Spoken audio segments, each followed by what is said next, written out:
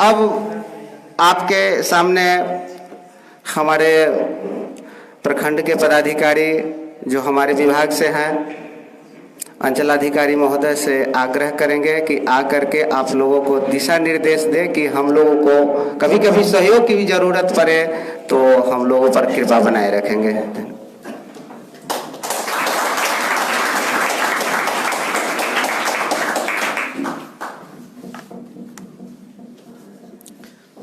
अमानस प्रशिक्षण के इस 5वें सत्र में समापन समारोह में उपस्थित मेरे बड़े भाई जो सहायक बंदोबस्त पदाधिकारी हैं सुनील जी, हमारे इस व्याख्यातागण पॉलिटेक्निक कॉलेज के और इसमें सम्मिलित छात्र या 9 वर्ष आने वाली है और अंतिम दिन हम खड़े हैं, इसलिए 9 वर्ष पर आपका जीवन मंगलमय हो इसकी मैं कामना करता हूं और सुखद अनुभूति प्राप्त करें इसकी भी मैं कामना करता हूं। आप अमीन का प्रशिक्षण प्राप्त किया है, यह बहुत अच्छा ही बात है क्योंकि इस पूरे बिहार में कहीं मान्यता प्राप्त अमीनों की कमी थी और उसको पूर्ति किया जा रहा है। पॉलिटेक्निक में इस कार्यक्रम को चालू करने के लिए लगभग 4-5 साल पहले एक प्रतियोगिता परीक्षा हुआ करता था, उसमें एक भी विद्यार्थी अमानत का जो वैकेंसी निकला था उसमें एक भी विद्यार्थी ऐसा नहीं निकला जिसको किसी मान्यता प्राप्त संस्थान से उनकी डिग्री मान्य हो, इसलिए उस वैकेंसी को रद्द कर दिया गया। अभी सर्वे और सेटलमेंट का कार्य चल रहा था, उसमें भी भारी कमी थी तो जेई लोगों को ही अमीन का कार्य सौंपा गया है, इसलिए आप बहुत भाग्यशाली हैं। इस 5वें बैच में आप लोग अपना प्रशिक्षण प्राप्त किए हैं और आपका जो ये प्रशिक्षण है वह वैलिड है और आने वाले समय में वैकेंसी भी काफ़ी निकलेगी, उसमें आपको निश्चित रूप से आपको भविष्य उज्जवल करने का मौका मिलेगा। यह बहुत अच्छा मौका है। आप जानते हैं कि अमीन का कार्य जो है एक शुद्ध अमानत का कार्य है, ज़मीन को नापना है। इसमें बहुत पुरानी कहावत है कि जब तक ज़मीन है तब तक अमीन है, तो जब तक ज़मीन रहेगी तब तक आपकी कार्य महत्ता रहेगी, लेकिन कार्य जो आपका होगा वह ईमानदारी से हो। ये अमानत की पेशा का सबसे बड़ा विशेषता है कि एक अमीन को ईमानदारी पूर्वक अपने कार्य को संपादित करे। अगर आप ईमानदारी पूर्वक कार्य को संपादित नहीं करेंगे तो दूसरा पक्ष जो है आपके कलम से, आपके नुकिया से वह विवाद में फंसेगा। हो सकता है कि वाद विवाद इतना बढ़े कि उसमें मर्डर भी हो जाए। आज बिहार में जितने भी क्राइम होते हैं उसमें 60% क्राइम जो है वह भू विवाद से संबंधित होते हैं और अमानत जो है उसमें सबसे अहम भूमिका होती है। एक हाथ जमीन के लिए एक भाई दूसरे का मर्डर कर देता है, तो अपने आप महत्व को समझें कि मेरे कार्य का कितना महत्व है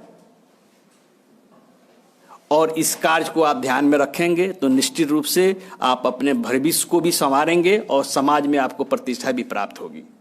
विगत हम लोगों ने अनुभव रहा है कि पहले ज़माने के अमीन जो है बहुत कम पढ़े लिखे होते थे, जब उनको कैलकुलेशन करने के लिए कहिएगा तो बहुत आवश्यकता अनुसार ही कैलकुलेशन कर पाते थे, लेकिन आज पीढ़ी बदल गई, सब जगह साक्षरता का विस्तार हुआ और सब पढ़े लिखे व्यक्ति आ रहे हैं। इसलिए हम यही आपको कहेंगे कि आप कहीं भी कार्य करें ईमानदारी पूर्वक करें। आपका कार्य जो है ईमानदारी पर ही निहित रहता है और आपके फैसले से 2 व्यक्तियों का जीवन और मरण का सवाल भी उपस्थित होता है। इसलिए कहीं भी कार्य करें तो ये मान के चले कि हमारा काम ईमानदारी पूर्वक होना चाहिए। अगर आप ईमानदारी पूर्वक करेंगे तो आपकी ख्याति अगल बगल के गाँव में पड़ेगी और आपके यहाँ सरकारी नौकरी मिले चाहे नहीं मिले, नापी कराने के लिए आपके यहाँ डेट पहले से पड़ा रहता है। जैसे कोई बढ़िया डॉक्टर होता है तो उसको दिखाने के लिए 1 माह पहले से लाइन हम लोग लगाते हैं, तब वहाँ लाइन मिलता है। वही सेम आपका ये भी प्रोफेशन है। अगर आप ईमानदारी से सही तरीके से ज़मीन का सीमांकन करेंगे तो आपकी ख्याति जो है पूरे समाज में फैलेगी। हम लोग तो ये देखा है कि एक ज़िले से दूसरे ज़िले में भी अमीन जाते हैं, तो ऐसा ख्याति प्राप्त करें।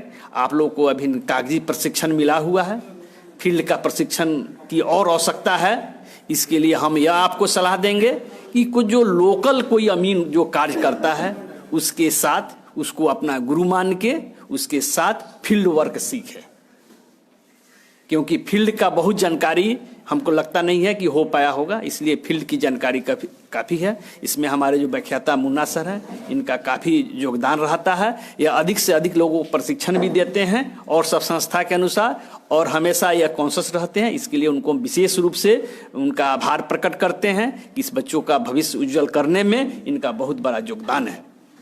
जहाँ तक बात है सर्वे सेटलमेंट का भी कार्य चल रहा है।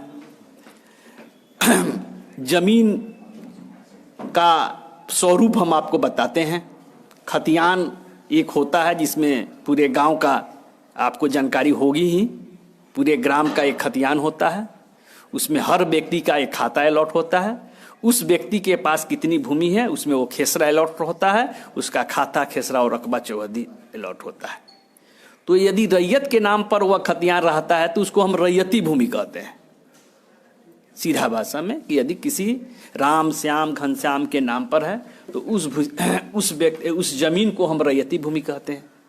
कुछ जमीन जो होती है वह बिहार सरकार खाते की होती है, तो यहाँ तो उस जमीन को हम गैरमैजरुआ मालिक कहते हैं, या कहीं कहीं इसको बिहार सरकार खास जमीन कहते हैं। जो नया सर्वे हुआ, जो बहुत पुराने जमाने का सर्वे था, उस भूमि को हम लोग गैरमैजरुआ मालिक कहते हैं। एक गैरमैजरुआ आम भूमि होता है। वो आम का अर्थ हुआ कि आम लोगों का हुआ, जैसे रास्ता उस श्रेणी में आता है। उसके बाद एक बकास खाता आता है।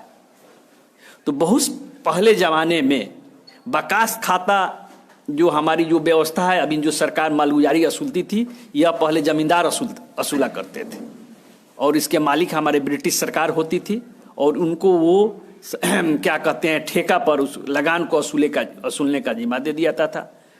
तो उस समय जो जमींदार जो अपनी ज़मीन को जो जोतते थे वह उनका बकास खाता का ज़मीन कहा जाता था, ठीक है ना। तो जमींदार का जो ज़मीन कहलाता था वह बकास खाता कहलाता था। उसी प्रकार भिन्न भिन्न ज़मीन है। ज़मीन प्राप्ति के जो टाइटिल हैं, हमको टाइटिल दो तरीक़ा से मिलता है। एक तो एक खतियान से मिलता है और एक नहीं तो दस्तावेज से मिलता है।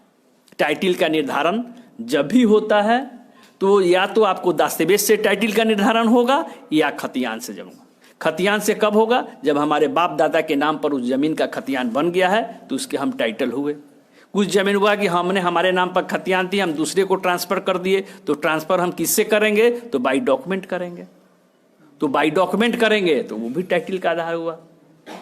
दस्तावेज भी काफ़ी प्रकार के होते हैं, आप लोगों ने सुना होगा। एक बैनामा दस्तावेज होता है जो आप लोग खूब जानते हैं। एक आतायनामा होता है या बख्शिशनामा कहा जाता है उसको। यदि कोई हमारी प्रॉपर्टी है या हमारी खातिरदारी कर रहे हैं तो इनको हम बख्शिश कर दिए तो उसको बख्शिशनामा दस्तावेज कहा जाता है। एक आता है लादाबी दस्तावेज, बाजदावा दस्तावेज।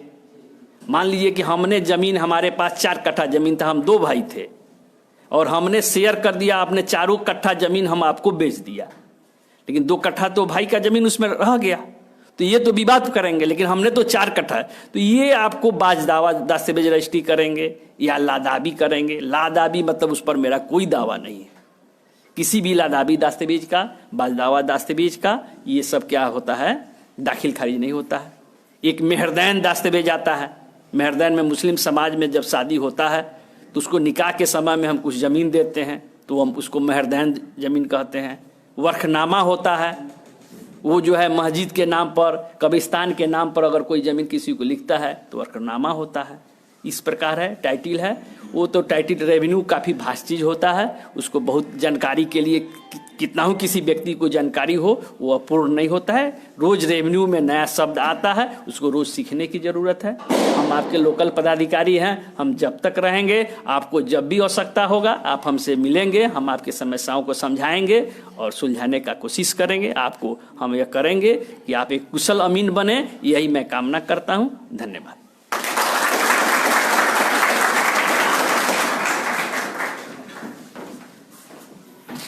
बहुत बहुत धन्यवाद सर को, जो बारी बारी से हम लोगों को एक गुरु की तरह हम लोगों को जो उनके जो जानते हैं, जो करते हैं, बहुत दिनों से कर रहे हैं और पद पर हैं, एक गुरु की तरह हम लोगों को समझाए और ये भी आदेश दिए कि जब भी ज़रूरी होगी हमें वह मदद करने के लिए तैयार रहेंगे। तो इसी आगे हमारे विभागीय पदाधिकारी हैं अविनाश कुमार सिंह, जो कानूनगो हैं बाजपट्टी के, उनसे आग्रह है कि